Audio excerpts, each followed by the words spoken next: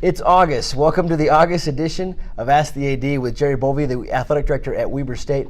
I am Paul Grua, and Jerry, boy, the calendar just keeps going fast, it seems. And now, as we speak here, it's mid-August, and the games and the seasons are just about to start. Yeah, practices have all begun for everyone in the fall, and it's here. We're on it. It's we're exciting. A couple weeks away from first football game. Soccer starts, 10 days? So it's coming.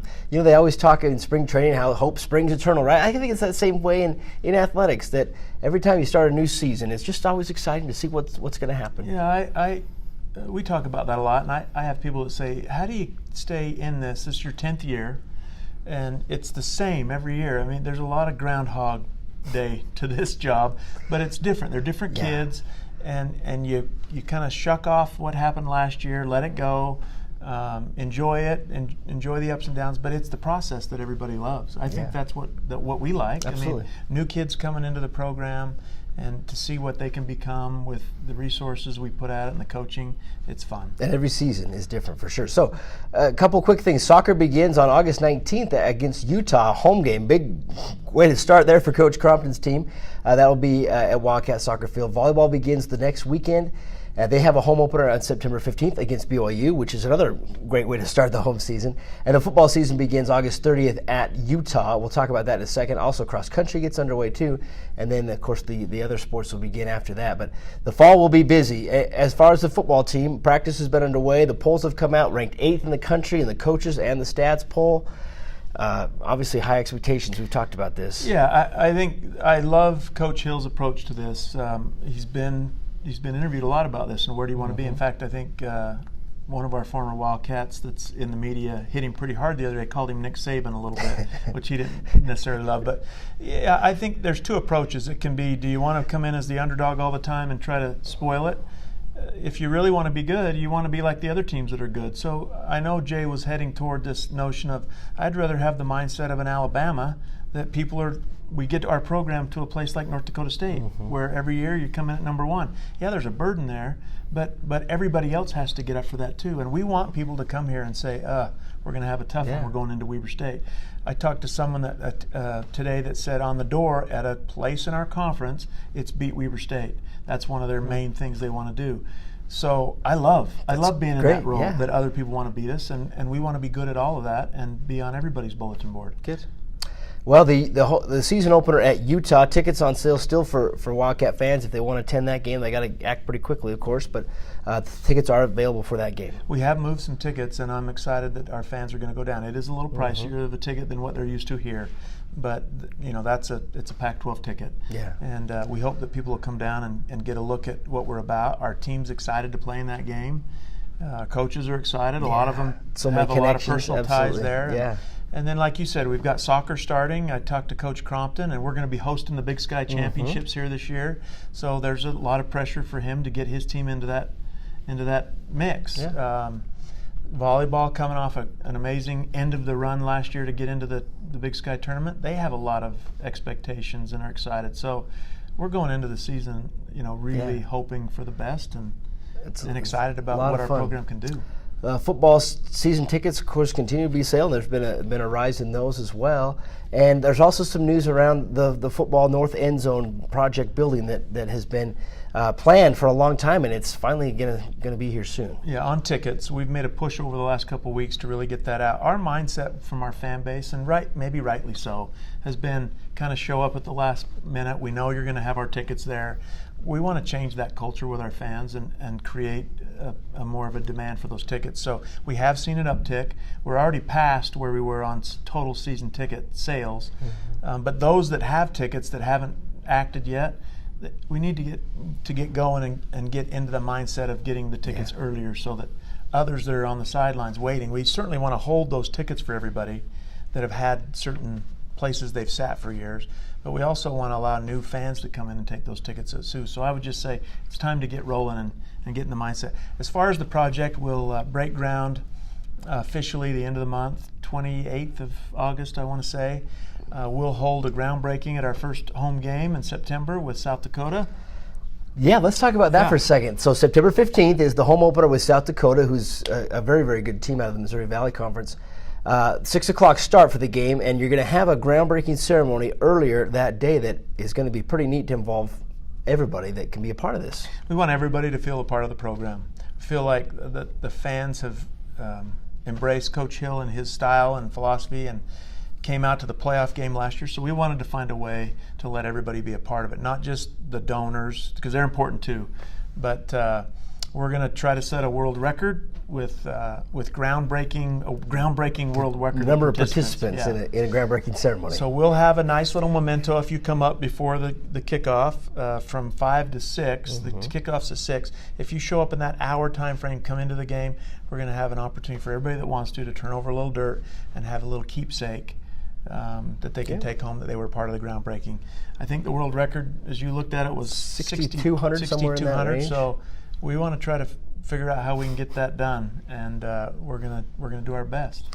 Just another quick note on the building. We'll have some information on that and some pictures at WeberStateSports.com that you can see. But for those that aren't aware of it, just explain what that building will mean to the whole athletic department. It'll create a little bit of a capstone on the north end of the stadium. We do have a fault line that runs through the stadium that caused a little bit of design. Our architect really had to work overtime to figure out how to do this with that design issue. It's just a fault line, no big deal, but it'll surround the track to the north end. It'll be kind of a rounded, follow the contour of the track from the stadium over. It'll be the main entrance to the stadium, so there'll be a plaza there where fans can come in, where we'll have opportunity for their concessions over there. But inside the building, we'll have a new strength and conditioning room, weight room, new locker room for football, offices for coaches that'll also double as position meeting rooms. We've struggled with space in the Sky Suites for that, dedicated to that. The equipment room will move and be updated, and then we'll have a 125-seat team room that'll also be used for a tutor room where you can accommodate stadium-style classroom, basically. For all sports can be involved in things like that, too. That's a major thing. It's a huge addition to our facilities that over the last 10 years have really improved and grown in every way. Definitely. So, again, groundbreaking for that on September 15th. This ceremony will be, and then that will be open and ready to go next September. Yeah, we expect to be in there by the 100th year of football. Yeah. September of 2019? In 2019. Athletics has been a big part of it. You've talked about this is entering your 10th year now at Weber State as the athletic director. You notice all the time, and in the news I'm sure people do all over the place, there's college athletics is in the news for lots of different reasons, some good, some bad. You've seen the situations at some major schools where there's some issues happening, and how does that affect you as an athletic director, knowing that you run a program with over 300 student athletes and coaches and everything, and there's so much going on, the media, the social media. How does that affect you? Yeah, there's a lot of aspects to this, as you know, and on a daily basis, we talk about culture here a lot, to the point ad nauseum almost, where people will say culture. You talk about that a lot. Coach Ray talks about it a lot. It's important, I think, to build that. You see some big institutions, some thought that were maybe too big to fail or too big to even have these kind of issues where coaches are put on paid administrative leave while they're working through these situations. You've really got to talk about them a lot. You got to spend time with your student athletes talking about expectations. Sexual assault and violence has been a big topic, how you deal with that. And look, we've got 300 plus young people that are in the prime of their life that are trying to figure out what's important and what's in bounds, what's out of bounds. You hope that you recruit a good young person that's got integrity and comes from a good home where they have that moral compass already established. But in some cases, we've got to help them determine that. And I've heard it said that an athletics program to a university is a little bit like a volcano. It's dormant, but when it blows, if you're not careful, you're going to get hot lava all over everything. And you see that at a lot we of have schools. seen that again and again and again. And so we've got to talk about it a lot here. We spend a lot of time with our student athletes. We started using a program called Real Recruit last year that allows us in real time to get a sense of our student athletes about their experience. Now, some feedback, feedback from basically them. Yeah. in real time, and it's anonymous, so they have a chance to really safely talk about some of the issues that might be going on. And some old school coaches that came years before, the Joe Paternos of the world and in that realm, they may not like that because the old style was, hey, we recruit you here and we own you. And you do it this way or you go. Well, we're living in the age of APR where you're penalized if you don't retain your students. And so you've got to figure out how, in the new age of athletics at a university level, how you kind of make that all work. And the student-athlete experience is very important. It is.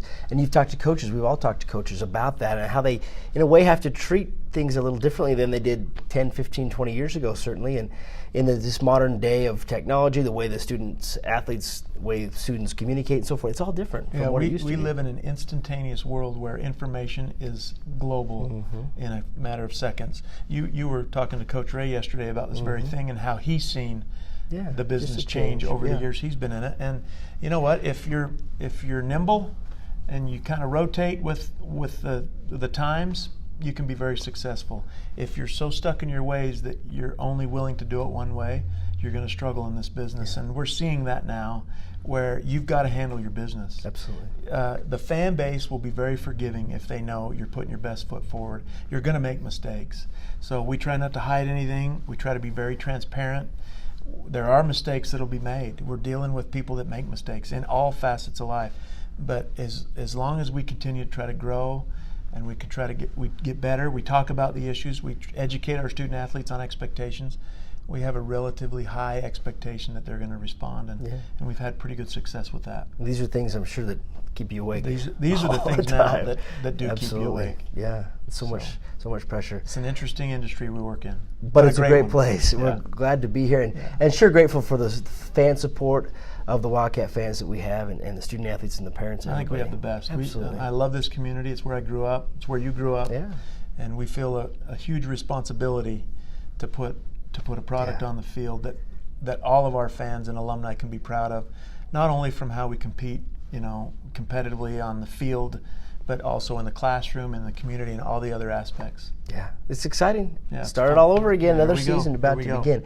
We should mention also we had a wonderful podcast, the Cattails podcast with Coach Quinton Ganther a week ago or so, football assistant coach. Incredible story that he shared, and we encourage fans to find that. They can find it on iTunes at Cattails Weber State Athletics Podcast or on SoundCloud as well. Great story to hear. Yeah, this is about content. You and I have talked a lot about what content are we putting out to our fans, and I love the podcast from the perspective that we're able to spend a little bit more time with our staff or others that are associated with our program. It just gives you the opportunity to kind of dive a little deeper on what drives us. And Coach Ganther has a story to tell, and it's pretty amazing. Amazing growing up story. So I encourage you to follow that and follow WeberStateSports.com where all the latest news of the Wildcats as the seasons begin here in the fall. Jerry, thanks for joining us. Thank you, Wildcat fans, for your support, and go Wildcats.